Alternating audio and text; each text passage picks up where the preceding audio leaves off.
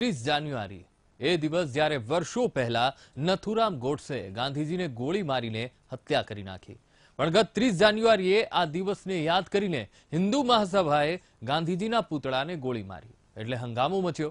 હવે social media પર દાવો થઈ રહ્યો છે કે ગાંધીજીના પુતળાને ગોળી મારનાર પૂજા શકુન પાંડે ધરપકડથી બચવા વેશ બદલી લીધો છે।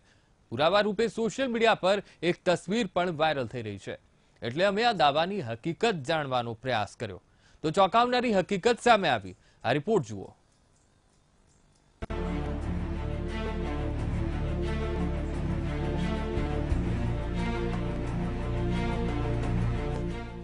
બની શકે છે કે આ દ્રશ્યો તમે થોડા દિવસ પહેલા જોઈ ચૂક્યા હોવ, પણ હવે આ વાત માત્ર દ્રશ્ય પૂરતી રહી નથી, પણ ખૂબ જ આગળ વધી ગઈ છે। આ વિડીયોમાં જોઈ શકાય છે કે કેટલાક લોકો ટોળે વળીને ઊભા છે અને એક તરફ ગાંધીજીનું પુતળું મૂકવામાં આવ્યું છે। થોડા સમયમાં આ કેસરિયા કપડાં પહેરેલી મહિલા કે જેને લોકો સાધ્વી માની રહ્યા છે, તેણે ગાંધીજીના પુતળા પર ગોળી ચલાવી।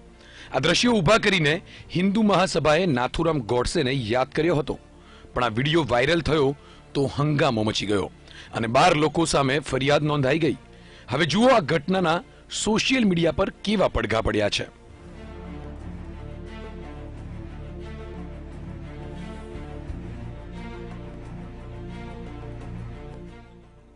ગાંધીજીના પુતળાને ગોળી મારનાર મહિલાની તસવીર સોશિયલ મીડિયામાં પણ વાયરલ થઈ રહી છે। એક તરફ પૂજા શકુન પાંડે છે અને બીજી તસવીરમાં પૂજાએ વાળ કપાવી નાખ્યા બાદની હોવાનો દાવો કરવામાં આવ્યો છે। ફેસબુક પર સંગીતા સિંઘે આ બંને તસવીર સાથે લખ્યું કે ધરપકડના ડરથી પૂજાએ વાળ કપાવીને વેશ બદલી લીધો। આ પોસ્ટને 90 લોકો શેર કરી ચૂક્યા છે, તો ફેસબુક પર દેવેન્દ્ર વધેરાએ પણ આ જ પ્રકારનો દાવો કર્યો।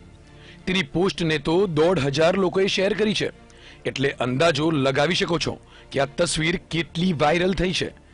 વાયરલ થઈ રહેલી આ બંને તસવીરને જોઈને સવાલ ઊભો થાય છે, શું ખરેખર પૂજાએ ધરપકડના ડરથી વેશ બદલી નાખ્યો? ગાંધીજીના પુતળાને ગોળી મારનાર પૂજા હાલમાં ક્યાં છે?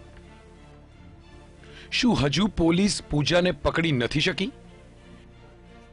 પૂજાના વાળ કપાવ્યા બાદની તસવીર સોશિયલ મીડિયા પર કેવી રીતે આવી? શું વાયરલ થઈ રહેલી તસવીર પૂજા શકુન પાંડેની જ છે?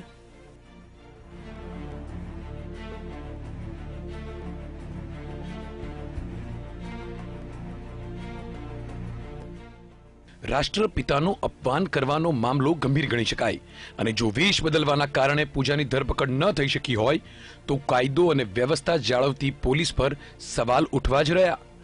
પણ શું વાયરલ થઈ રહેલી તસવીર પૂજા શકુન પાંડેની જ છે? બસ આ જ સવાલનો જવાબ મેળવવા માટે અમે તપાસ શરૂ કરી।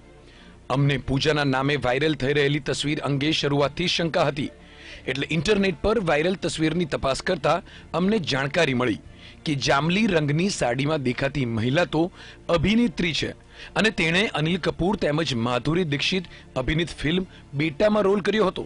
બેટા ફિલ્મમાં અભિનેત્રી માધુરી દીક્ષિતને મનાવવા માટે ગુલાબનું ફૂલ શોધવા જાય છે અને